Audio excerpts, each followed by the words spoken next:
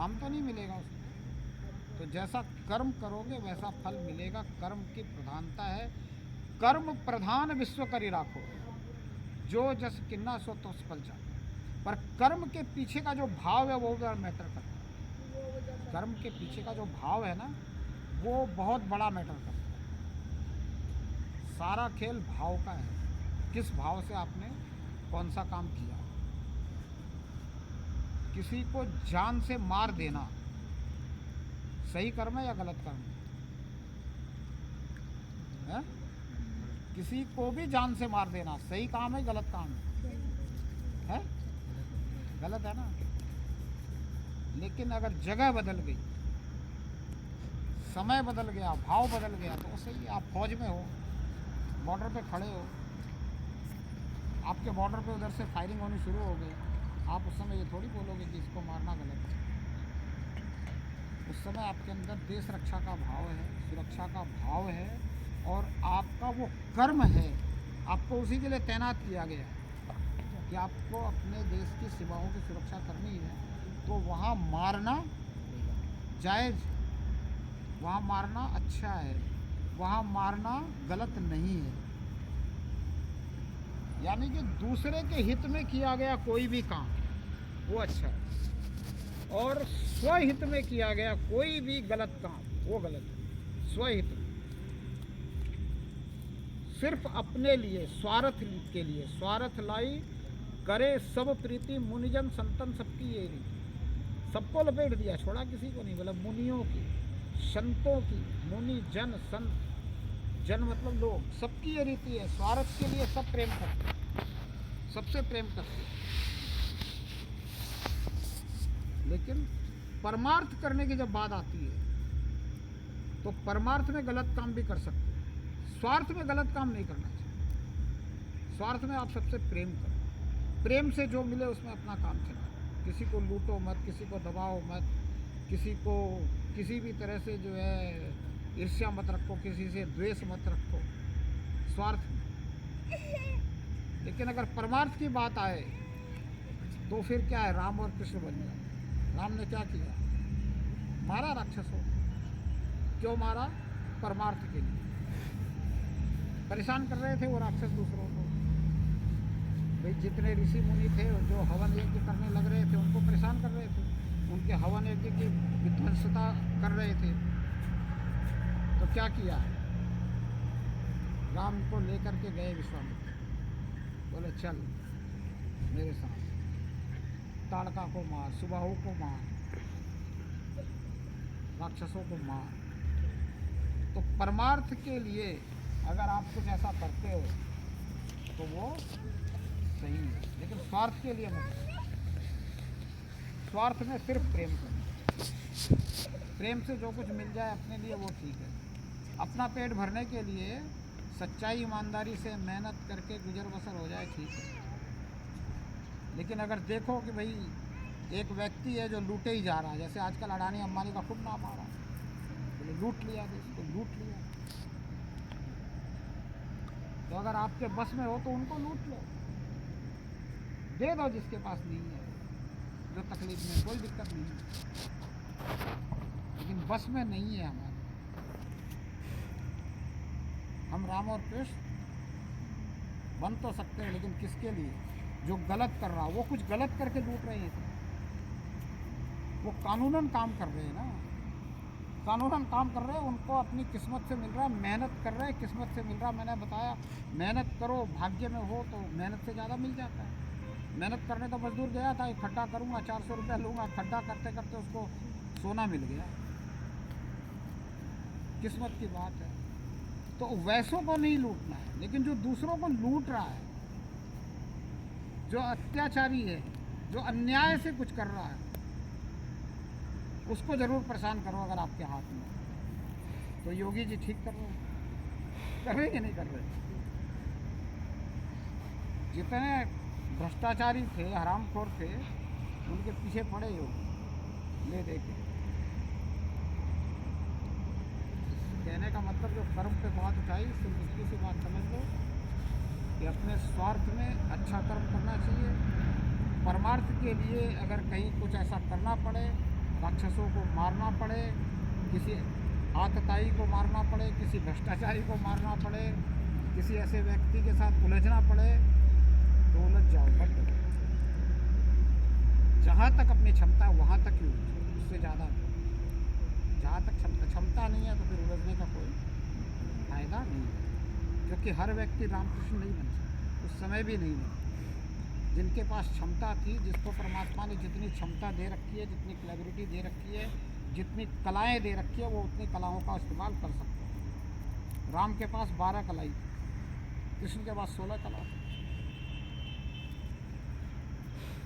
थोड़ी ज़्यादा कला थी कृष्ण के पास, वो थोड़ा ज़्यादा खेल कर गए, इसलिए उनकी कथाएं ज़्यादा चलती है, उनकी बात ज़्यादा चलती है, उसमें गपोड़पंथी भी बहुत सारी चलती है। लोगों ने बहुत सारा मिक्स कर दिया कि लोगों को मज़ा भी आना चाहिए, इंटरटेनमेंट डाल दिया उसमें।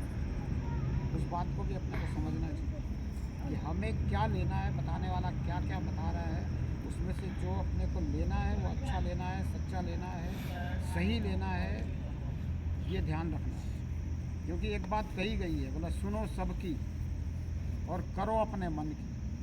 सही है क्या? नहीं है, गलत है। भाई सुननी सबकी और करनी अपने मन की, फिर सुननी क्यों थी? क्या जरूरी थी सबके सुनने? ये बात सही नहीं। तो सही क्या है? बोला सुनो सबकी, फिर चिंतन करो, मनन करो, अपने विवेक का इस्तेमाल करो, उसमें से जो सबसे अच्छी हो वो करो। मन की मत करो। मन कहाँ ले जाएगा? संतों ने कहा मन इंद्रियों का राजा है। मन कहाँ ले जाएगा? शरीर में फंसाएगा, इस नश्वर शरीर में फंसाएगा, इंद्रियों में फंसाएगा, क्षणिक सुख में फंसाएगा। आनंद की तरफ मन कभी नहीं ले जाएगा। अगर आनंद की तरफ जाना है ना, तो सुनो सबकी और फिर वो करो जो सबसे अच्छी हो, जो इंद्रियातीत हो, जो समयातीत हो, जो शब्दातीत हो, वो निकालो ढूंढ कर। सार सार को गही रहे, थोथा दे उड़ा। जो सार है उसको ग्रहण करो, थोथे को रहने दो। हम क्या करते हैं? शरीर को ही देखते रहते हैं। क्या नाम है आपका? हैं? क्या? योगिता। योगिता। आपका है? विकास। तो हम शरीर को देखते रहते हैं। जिसका शरीर जिस तरह का परमात्मा ने दिया, नाम वैसा रख देते हैं। आपका नाम विकास क्यों नहीं रखा? इनका नाम योगिता क्यों नहीं रखा? क्योंकि जैसा परमात्मा ने शरीर दिया है उस हिसाब से नामकरण करने वाले हमारा नामकरण कर देते। सबको शरीर दिखाई देता है, और सोचो जरा, मैं शरीर हूँ क्या? सिर्फ इतना ही सोचो, मैं शरीर हूँ क्या? इतना सा विचार करना है। अगर हमारे अंदर जरा सा विवेक जागृत हुआ है, जरा सी अगर हमने थोड़ी सी भी इस दुनिया की बातें सुनी है, तो हमें सिर्फ ये सोचना है, मैं शरीर हूँ क्या? मुझे दर्द होता है क्या? मुझे दर्द कभी नहीं होता, किसी भी बात से मुझे दर्द नहीं होता। मतलब मेरे दिल को दर्द हुआ, मेरे दिमाग को ठेस पहुंची, मेरे नाक में दर्द है, मेरे आँख में दर्द है, मेरे कान में दर्द है, मेरे गले में दर्द है, मेरे जीभ में दर्द है, दांत में दर्द है, मेरे पूरे शरीर में दर्द है। मेरी खोपड़ी मत खा, मेरी खोपड़ी में दर्द मत कर। मुझे दर्द कभी नहीं होता। दर्द किसको होता है? मेरी खोपड़ी को, मेरे पूरे शरीर को।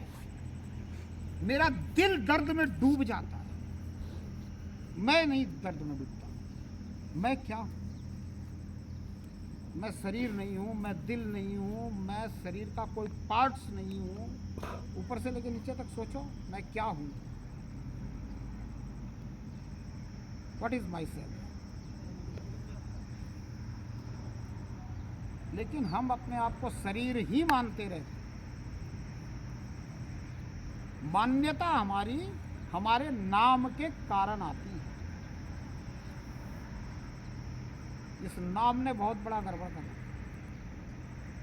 ये जितने गुरु घंटाल बने हुए हैं ना, ये सब नाम के चक्कर में बने हुए। जितने गुरु घंटाल है सब नाम ही तो दे रहे हैं।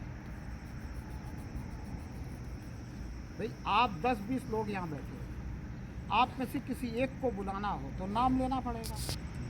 तो इसका नाम विकास है, इसको बुलाना हो तो कहेंगे विकास तू इधर आ। उसका नाम कुछ और है, उसका नाम कपिल है, कहेंगे कपिल तू इधर। 10-20 बैठे हैं तो नाम लेना पड़ेगा। सबको अगर ऐसे कहे इंसान तू इधर आ तो सब दौड़ के आ जाएंगे। लेकिन परमात्मा एक है, 10-20 तो नहीं है, 100-50 तो नहीं है, 1000 लाख तो नहीं है, 2 भी नहीं है। 2 हो ना परमात्मा तो भी नाम की जरूरत है। एक परमात्मा है, नाम की जरूरत क्या है? सोचो, दर्शन क्या कहता, दिमाग क्या कहता, विवेक क्या कहता, बुद्धि क्या कहती। हमको इन सब गुरु घंटालों ने ऐसा बना दिया, हम नाम के पीछे पड़े हुए, गुरु बनाने के चक्कर में पड़े रहते हैं। और एक और दिक्कत है, हमने शिक्षक और आचार्य को भी गुरु कह दिया। शिक्षक, आचार्य और गुरु में अंतर है, इस बात को भी कोई नहीं समझाता। शिक्षक दिवस भी मनाते हैं और गुरु पूर्णिमा भी मनाते हैं। शिक्षक दिवस के दिन भी शिक्षक को बधाइयाँ, गुरु पूर्णिमा के दिन भी शिक्षक को बधाइयाँ। भाई अगर शिक्षक और गुरु एक होते तो फिर शिक्षक दिवस और गुरु पूर्णिमा अलग अलग क्यों बनाई जाए?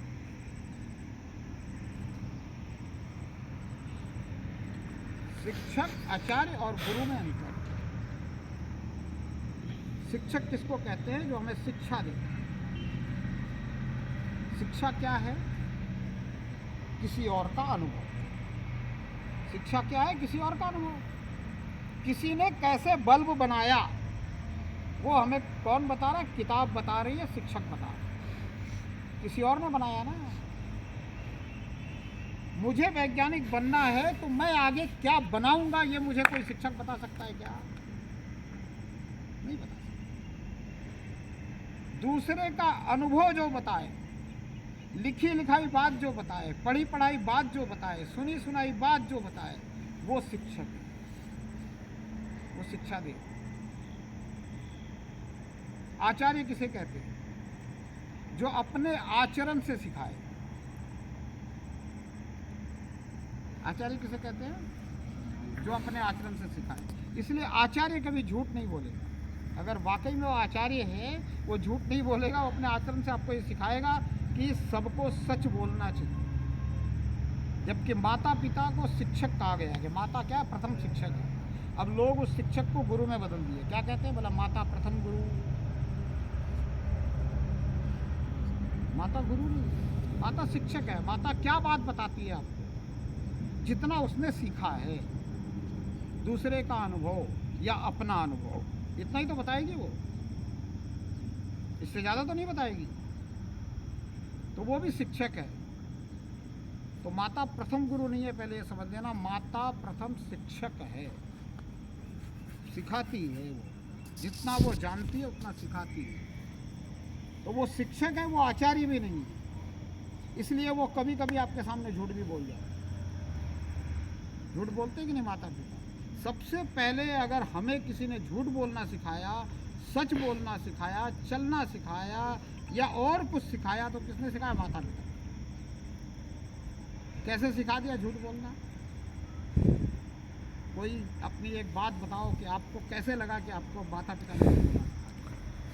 है किसी के पास कोई उदाहरण? किसी ने कुछ अपना दिमाग लगाया हो या अभी टच कर रहा हो कुछ कि हाँ मेरी पिताजी ने मुझे ऐसे बोला, उससे मैं सीख गया कि झूठ बोल देने से काम पार हो, बेड़ा पार हो गया। एक उदाहरण बड़ा बढ़िया है, वो सभी बताते हैं। बोले पिताजी घर में बैठे, कोई आया मिलने वाला तो बच्चे से कह दिया, बोले बोल दे पिताजी तो करते नहीं। हुआ किसी के साथ कि नहीं ऐसा इंसिडेंट? नहीं हुआ। आपने झूठ बोलना कहाँ से सीखा? किसी से सीखा ना। आपको पहले तो पता नहीं था कि झूठ बोलने से जो है बचाव हो जाएगा, या झूठ बोलने से हम बिल्कुल साफ सुथरे पाक निकल के सामने आ जाएंगे। झूठ बोलने से हमारे को लोग जो है अच्छा मानने लग जाएंगे। झूठ हम क्यों बोलते हैं? इसीलिए तो बोलते हैं कि मैं पाक साफ सुथरा बना रहा हूँ। मैं चोरी कर रहा हूँ लेकिन लोगों से कहूँ कि मैं चोरी नहीं की, मैं चोरी नहीं कर रहा, मैं झूठ बोल रहा हूँ। क्यों बोल रहा हूँ? क्योंकि वो मुझे ये समझ में कि मैं चोर नहीं हूँ, मैं बिल्कुल अच्छा आदमी हूँ। लोग पूजा पाठ क्यों करते हैं पता है? ज़्यादा से ज़्यादा लोग पूजा पाठ सिर्फ इसलिए करते हैं कि हमें लोग धार्मिक समझते रहें, धार्मिक मानते रहें, और मैं धार्मिकता के आड़ पर इनको लूटता रहूँ। क्या समझे? जिस दुकानदार के पास चले जाओ और आपको बत्ती अगरबत्ती ज़्यादा करता दिखे ना, समझो सबसे बड़ा लुटेरा। वो अपने आप को धार्मिक दिखाने की कोशिश कर रहा है, इसलिए कि आप उसके बहकाव में आ जाओ, छलावे में आ जाओ, बुलावे में आ जाओ। जहाँ दुनिया भर की धार्मिकता का दिखावा हो, सब आडम्बर। अब कहाँ कहाँ है वो सब आप समझ रहे हो, मेरा इशारा भी समझ रहे हो, मैं कहाँ से कहाँ तक लेके जा रहा हूँ। ठीक है ना? आई बात को समझ में। गुरुजी अब इससे ज़्यादा और बोलूँगा तो ये जो समझ में आई है वो भी नहीं रहेगी। गुरुजी फ्यूचर वगैरह बता देते हैं, हैं? भविष्य बताते हैं, और वो टीवी पे भी आते हैं वो महाराज जी, क्या नाम होता है? चलो भविष्य की बात करिए। मैं तो अभी और कुछ बोलने वाला नहीं था, मैं तो जितना समझाया है वो अगर समझ में आ जाए पूरी तरह से, इस पर चिंतन मनन कर लो तो अच्छा है। अब ये भविष्य की बात बताई है, तो भविष्य कोई किसी का नहीं बता सकता, कोई किसी का भविष्य नहीं बता सकता। भविष्य बताने वाले के पास ले जा करके एक पागल कुत्ता छोड़ दो, वो उठ के भागेगा, फिर उसको पकड़ के पूछो तेरे को तेरा भविष्य पता था क्या कि तेरे पास पागल कुत्ता छोड़ने वाला? बता सकता है क्या भविष्य? कोई नहीं बता सकता। भविष्य इसलिए नहीं बता सकता क्योंकि भविष्य तो आपके कर्मों के अनुसार बनना है। अगर आप जी जान से मेहनत करने में जुट जाओ और आप कहो कि मुझे आईएएस बनना है, आईपीएस बनना है, बनोगे। कौन कह सकता है कि नहीं बनोगे? लगन से, सच्चाई ईमानदारी से मेहनत करोगे, सफलता आपके कदम चूमेगी, इसमें कहीं कोई दो राय नहीं। हाँ, अगर आपके किस्मत में हो सकता है कि आप थोड़ी कम मेहनत करके भी बन जाओ, लेकिन मेहनत तो करनी पड़ेगी। मेहनत के बिना और कोई चाबी नहीं है सफलता। ताला लगा हुआ है मेहनत रूपी चाबी से। आपके अंदर किस्मत की थोड़ी सी भी अगर गुंजाइश है, थोड़ी कम मेहनत से ताला खुल जाएगा।